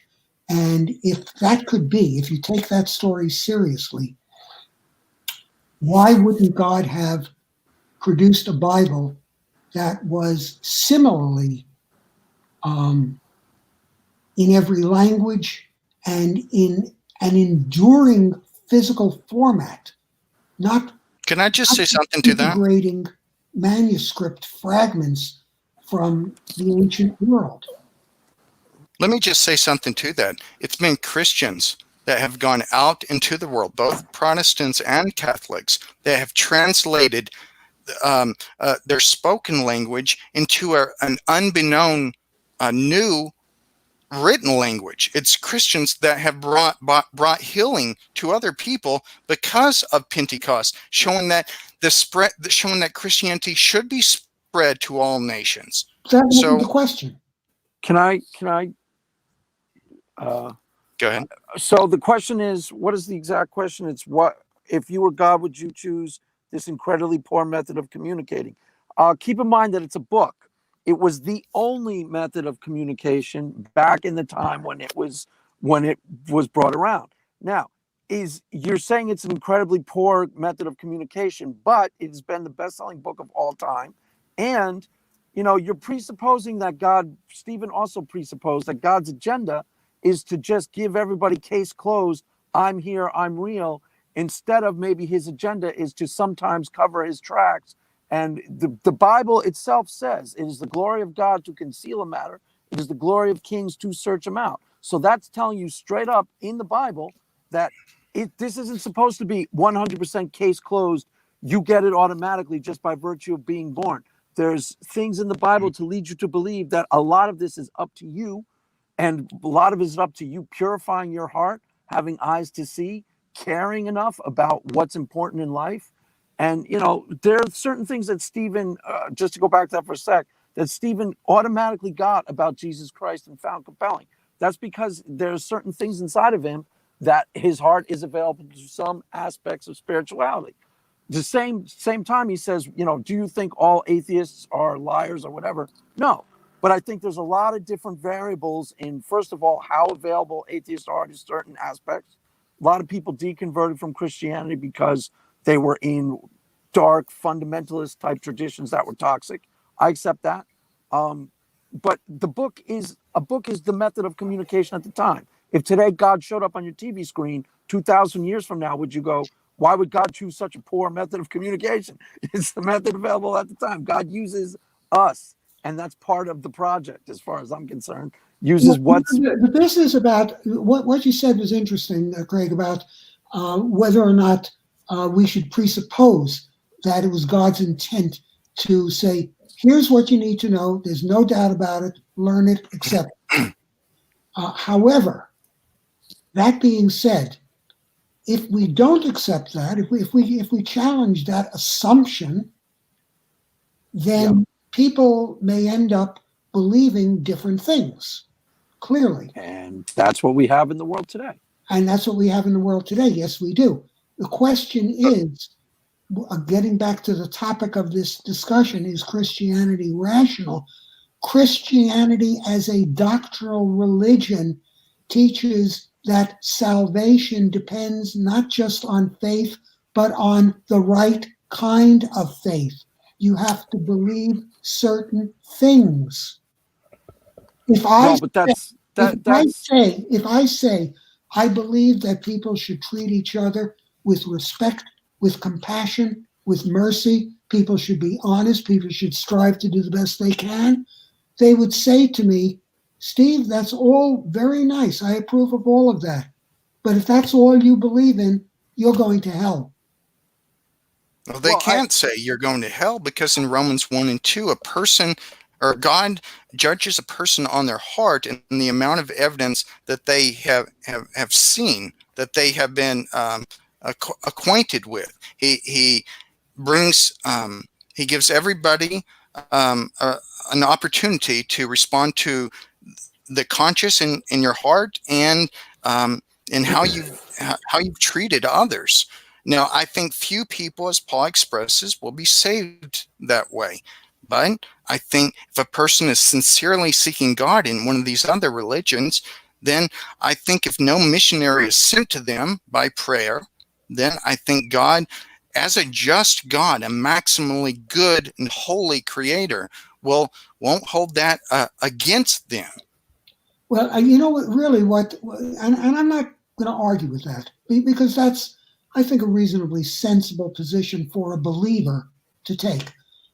But I would have to point out to you, Josh, that your argument is less with me than with your fellow Christians. Yeah. And that gets back to what I said right at the beginning when we said, is Christianity rational? The first thing we have to define is, what is Christianity? You are talking about a certain kind of Christianity that is reflective of the spiritual moral teachings of Jesus, but to a great deal of people, especially, by the way, within the Catholic Church, to which you aspire, Josh, salvation is predominantly one of faith and the right kinds of faith. And that is true. That has been true. I think it's humility. Hold on. I think it's humility, knowing that all you have to do is understand that God raised Jesus from the dead, and that you ask him in your heart. This is Romans chapter 10, verse 9. It's a very clear verse. That anybody who seeks God with an open heart, and I'm paraphrasing this, I haven't read it in a while, but anybody who confesses Jesus with their mouth will be saved. It's that what C.S. Lewis, J.R. Tolkien, these other authors, C.S. Lewis, Edmund Burke, it's what they argued. The panoply of people who believe this is not the point. But let's reverse your situation. If you seek Jesus with your heart, you will be saved. Now, we won't talk about people who've never heard of Jesus, because that's a separate issue. I've heard of Jesus. I went to churches. I heard the gospel message. I learned all the doctrines. I read and studied the Bible. At the end of the day, after 3 years, I ended up saying, no, I don't believe the doctrines. I believe some of the teachings associated with Jesus, but I do not regard Jesus as a supernatural divine person. So, yes or no? After 30 years, I'm more convinced. I didn't ask you about you. I'm asking you about me. You read the Bible verse that says that if I seek Jesus with my heart, I'll be saved. I did seek Jesus I sought faith with my heart. I found out at the end of the time that no, I do not believe in Jesus as a supernatural being. So I'm asking you, Josh, given what you know of me, my character, my belief in what is a right way to live, am I hellbound? I can't say that. I'm not in a position to say that. I'm a fallible, limited human being. I can only say how a person can be saved. It would be very presumptuous on my part. And also, a person, when you believe, when you trust Jesus, it's not just that at the end of the day. You also have to show with your deeds. They go in conjunction. You have deeds because of your faith, and helping people. Josh, I've lost count of the number of times Christians have told me I'm going to hell. All right, can I answer that? And I apologize for them. Can I answer that, Steve? Sure. I don't believe you are. I think God is just, and you don't strike me as a particularly evil person. You strike me as actually kind of good, and you believe in helping people and justice. And I'm assuming that you walk out some of your beliefs on a daily basis. I think the judgment of human beings is going to be fair, and I think it's going to be just. And I don't think it would be just to sentence you to hell. And it's going to be wait. Hold on. Sorry. Paul was on his way to kill Christians prior to God sovereignly introducing himself into his life. The Bible says that God is no respecter of persons. If Paul was on his way to do things that were really, truly evil, and God just showed up, I believe if the precondition for you being saved is that, then I believe that will somehow happen. And I believe whenever. I believe Paul also killed Christians. I actually Yeah, he believe did. He Paul, did kill yeah, Christians. yeah. One of the reasons why I say that I can't accept doctrinal Christianity, and you may recall that I said that that the doctrines on salvation are blasphemous. Now that may seem strange for a non-believer to use a term like blasphemy, but blasphemy is defined as referring to God in a vile or demeaning or hateful manner. And if you say, Yeah, no, I get it. You can't believe in a God who would sentence you to hell for no particularly good reason. Now I'll go further. I can respect that, Craig. I'll go further. Let's suppose that somebody is really evil. I mean, monstrously evil. I mean, a life dedicated to causing pain and misery. Joseph Mengele. That's the one I always use as the Archetype of evil. As good an example as any. I could name certain popes from the past who would qualify also. But regardless, Oh, come on. Some what popes? Yes, some of them were bloodthirsty maniacs. But I think that's kind of. I think that's an exaggeration. no, Listen, Let him guys. finish. Let him finish. We don't have much it time. doesn't matter. The point that I wanted to make was that let's take the most evil person imaginable. That person's deeds were evil, no question about it, but they were evil in a finite sphere. That is to say, during a person's lifetime. I still think if you sin against Josh, God, let you him deserve finish. hell. The notion of damnation, of eternal damnation, is blasphemous because it means that God is inflicting infinite eternal punishment for temporal finite crimes, no matter how severe they are. Now, there are some Christians who should talk to Dry Apologist about it. He's got all these funky ideas about it that you'd like. Go ahead. Sorry, go ahead. Hey, I got to go in 1 minute. There are some Christians who reject the notion of eternal damnation. They're annihilationists who think that, well, after a certain period of time, the damned soul is simply wiped out and destroyed, so there's no eternal suffering. But then what was the point of suffering at all? Spiritual growth. A lot of people can spiritually grow. I look at my own car accident, and I was saved. I think it was 1 week before the accident, and I have grown. And by the way, a lot of people came to Christ because of my testimony, and probably have averted a life of I'm not talking doing different things of sin. I'm not talking about travail on earth. I'm talking about hell, eternal damnation.